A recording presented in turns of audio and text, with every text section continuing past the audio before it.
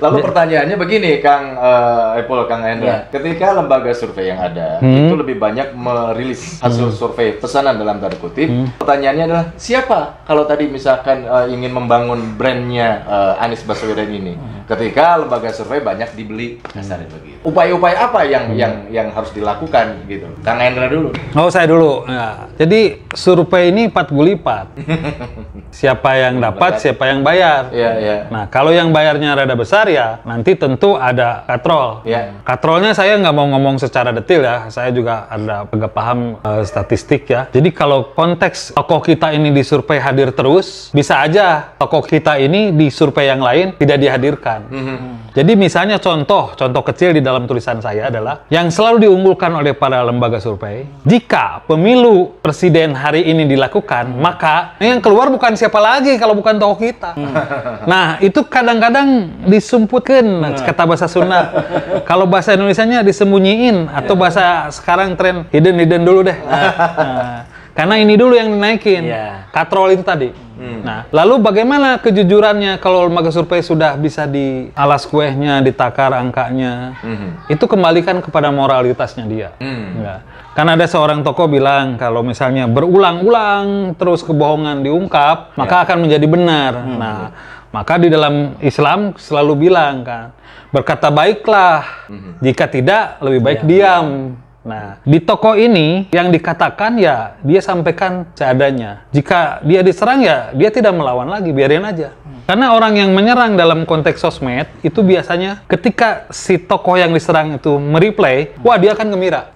Jadi ditahan aja, lihat kenyataannya dan rakyat tetap akan memilih yang benar-benar menjadi pujaannya. Nomor urut 45 itu lembaga saya dan saya pemimpinnya di lembaga itu. Tapi konteks nanti mengenai delik hukum, bagi saya itu mungkin baru sebatas kejahatan intelektual. Nah, kejahatan intelektual kan harus dibarengi dengan keyakinan bahwa dia melakukan kejahatan secara crime atau tidak. Nah, lalu kalau misalnya kejahatan intelektual dibarengi dengan kebohongan, yang sebenarnya mungkin bisa masuk di pasal apa ya di Undang-Undang ITE mungkin.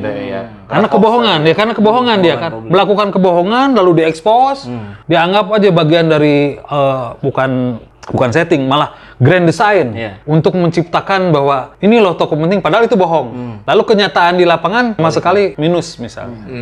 Nah, saya melihat mungkin ya sarannya adalah lembaga-lembaga survei ini jujurlah gitu. Jujur, kan betapa senang kalau jujur itu. Kalah menang jujur itu senang banget loh. Karena kalau sebagai tim nanti misalnya tim sukses segala macam, kalah menang tetap dibayar kan kalau misalnya. Jadi harus jujur aja. Gitu aja bahasanya.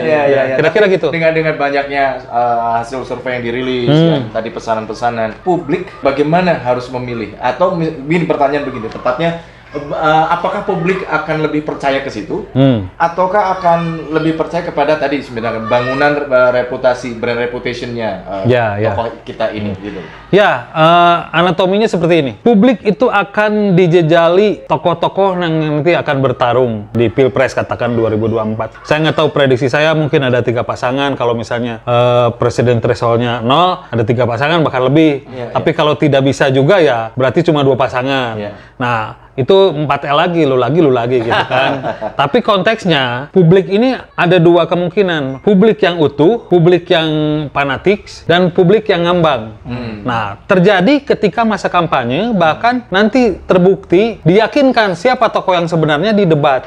Nah, ini udah masuk substansi sebenarnya. Substansi Pilpres. Tapi biasanya, masyarakat kita pertama, sosmed yang mempengaruhi. Tapi yang kedua, jangan salah, masyarakat kita sudah cerdas juga. Terus ada generasi yang I don't care. Saya nggak peduli mau presidennya siapa. Tapi jangan ganggu dunia saya. Misalnya kaum rebahan. Kaum rebahan ini kan kaum yang jempol. Apa aja jadi gitu kan. Itu yang harus dipikirkan. Nah, ini tugasnya para panitia, katakanlah pelaksana penyelenggara election itu harus jujur, disampaikan jujur. Judulnya tidak curang lah. Kalau curang, bencana akan datang. Gitu. Kang Ipul, kita kembali ke tokoh kita ini ya.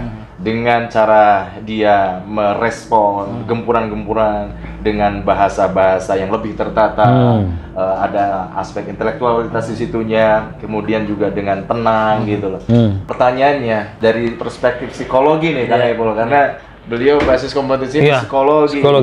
Secara psikologi politik gitu loh. Itu karakter seperti apa sih kalau digambarkan gitu? Ya, kalau sebetulnya kan begini, kalau melihat dari proses pergantian presiden, masa presiden yang pertama, kedua, ketiga, dan seterusnya itu akan selalu ada nuansa perbedaan yang cukup mencolok. Kayaknya kalau tadi saya menggunakan istilahnya tesis antitesis. Nah, begitu pula dengan yang terjadi sekarang. Apa yang terjadi dengan Pak Jokowi hari ini, maka masyarakat tentu saya yakin membutuhkan, menginginkan siapapun, apakah dia yang kemarin pro Jokowi atau tidak sekalipun, saya yakin dia menginginkan perubahan yang lebih berbeda jauh.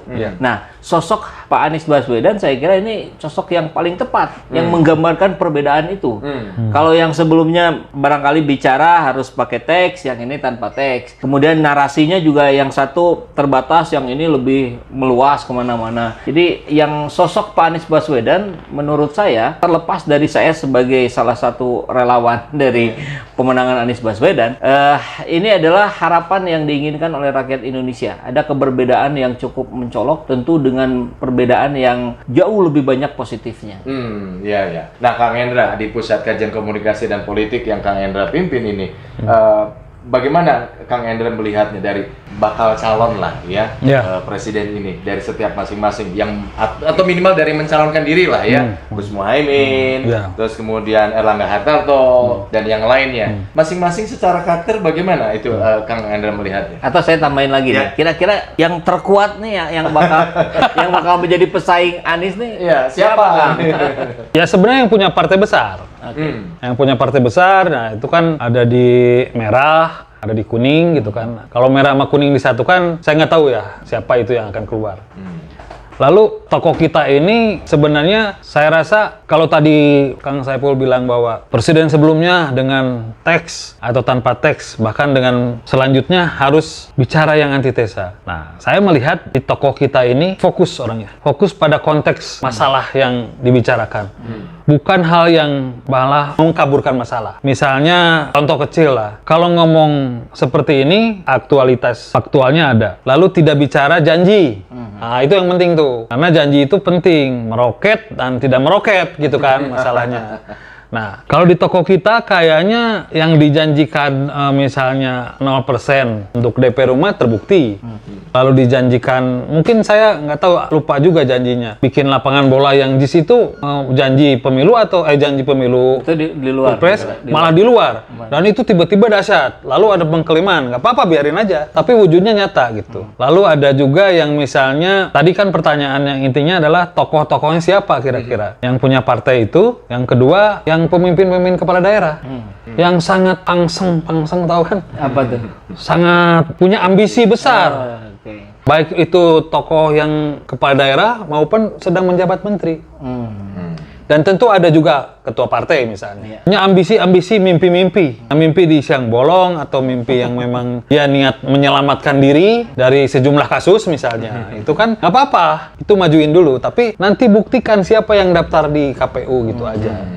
Itu baru bisa kita analisa. Kalau sekarang kalau meraba-raba ya saya khawatir juga nih partai-partai ini bersekongkol untuk menjegal tokoh kita. Jadi jangan buka rahasia dulu. Iya, gitu. Karena gini, ada tokoh yang nanti dulu dianggap akan berbahaya sampai detik masa pendaftaran dia nggak dapat kursi. Untuk kendaraannya. Kembali lagi, saya akan menyatakan bahwa tokoh kita ini akan jadi rebutan.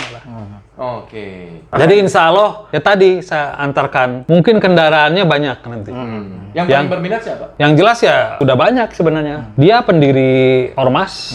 Nasdem sekarang misalnya. jadi partai Nasdem. Terus kandidat-kandidat lain misalnya yang ini akan terus mendukung beliau. Tapi dia yakinkan dulu, karena dia kan memang ngomong di Jakarta, tapi membumi di Nusantara gitu kan. Nah, kalau dia, itu belum turun loh. Kalau dia udah turun gunung, wah nggak tahu deh. Kayaknya makin gila deh gitu aja. Sekarang pun kelihatan riak-riaknya. Tiba-tiba relawan mana, relawan muncul. Itu luar biasa itu. Itu kan satu animo penting bagi publik, bagi masyarakat yang menuju pemimpin baru, menuju pemimpin yang amanah, menuju harapan dan kenyataan bahwa Indonesia menuju nilai dan martabat tinggi. Berarti gongnya nunggu 7 bulan lagi ya? Kemungkinan 7 bulan lagi, dia kerja dulu kan. Sampai Oktober kerja selesai, mungkin dia akan ambil ancang-ancang seperti seperti apa saya nggak tahu. Saya bukan tim juga dari dia. Tapi kalau saya dianggap nanti corongnya, saya cuma menganalisa itu loh. Iya, iya. Kang Ipul, Ya. ini sebagai closing statement Kang Ipul. Bagaimana Kang Ipul melihat dari sisi, kan ini kan inisiator, ya kan, Ya. komandan, Komandan. ya kan. Bagaimana Kang Ipul melihat di lapangan, ya, masyarakat gitu, responnya? Wah, itu luar biasa sekali, Kang. Jadi, saya hampir tiap hari itu mendapatkan SMS. Kalau nggak saya, tim saya, itu orang-orang yang pengen gabung. Ada beberapa kelompok relawan yang dibuka secara grup WhatsApp secara terbuka, Kang. Itu ternyata itu membludak, tapi tidak terkontrol. Jadi, selalu ada saja beberapa penyusup yang mencoba mengganggu. Makanya, kalau kita, grup WhatsApp-nya kita sangat-sangat eksklusif dulu, sementara.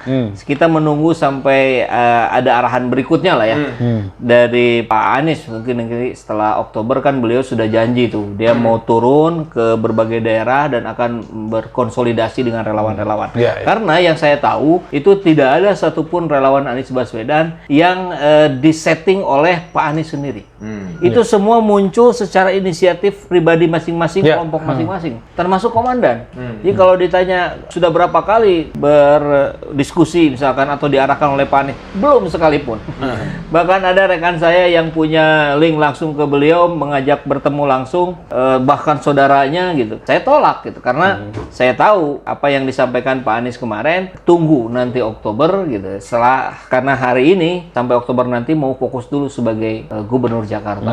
Jadi kita tunggu nanti setelah Oktober pasti ada kabar yang lebih baru. Jadi ditunggu saja ya. Alhamdulillahirrabbilalamin, saat ini banyak sekali sahabat-sahabat dari Saiful Zaman Channel yang menjadi patron dari kegiatan ini, yang mendukung, yang mensupport dengan berbagai cara. Luar biasa, via WhatsApp, via grup, via media sosial lainnya. Bahkan tidak sedikit yang kemudian mendonasikan uangnya untuk perjuangan kami di medan dakwah ini. Ya jelas hal ini sangat membantu keberlangsungan channel ini karena kebutuhan pun kemudian bertambah. Tidak bisa lagi ini dikerjakan oleh 1-2 orang. Kita harus merekrut lebih banyak orang. Dan itu jelas membutuhkan dana yang tidak kecil. Nah, oleh karena itu buat sahabat-sahabat semua yang terus mendukung kami, doakan juga kami untuk mampu istiqomah, untuk mampu terus menyuarakan dan menggemakan suara hati rakyat. Dan seperti biasa, bagi yang ingin membersamai kami dengan membantu operasional channel ini, sahabat bisa mendonasikannya ke nomor rekening yang ada di bawah sini. Dan silakan untuk mengkonfirmasikannya ke nomor yang ada di sini.